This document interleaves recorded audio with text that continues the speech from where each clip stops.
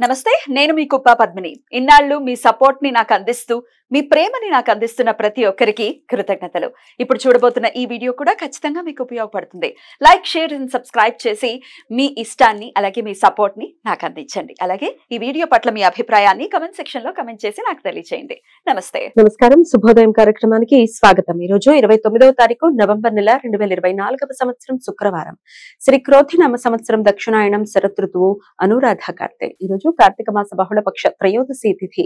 ఉదయం 8:39 వరకు తదుపరి చతుర్దశి తిథి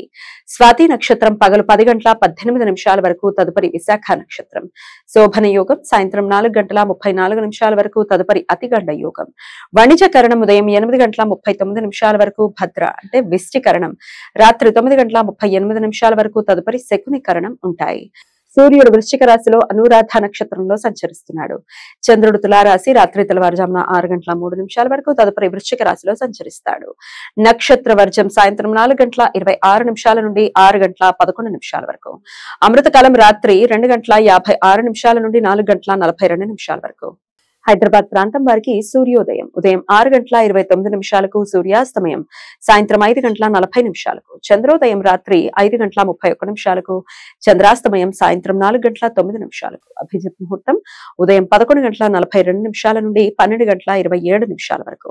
దుర్ముహూర్తం ఉదయం 8:43 నుండి 9:28 వరకు మరలా మధ్యాహ్నం 12:27 నుండి 1:12 వరకు రాహుకాలం ఉదయం 10:41 నుండి మధ్యాహ్నం 12:05 వరకు గుళిక కాలం ఉదయం 7:53 నుండి 9:17 వరకు యమగండం మధ్యాహ్నం 2:52 నుండి సాయంత్రం 4:16 వరకు ఈరోజు మాస శివరాత్రి బహుళపక్ష చతుర్దశి తిథి త్రయోదశి తిథి కలిసి ఉన్న రోజు శివరాత్రి పండుగ జరుపుకోవడానికి అత్యంత అనుకూలం ఈ సమాచారాన్ని మనకు అందించిన వారు మేడికొండూరు విశ్వనాథ్ ప్రసాద్ గారు ఆయనకు కృతజ్ఞతలు తెలియజేస్తూ శివస్మరణతో సమస్త సన్మంగళాని భవంతు నమస్కారం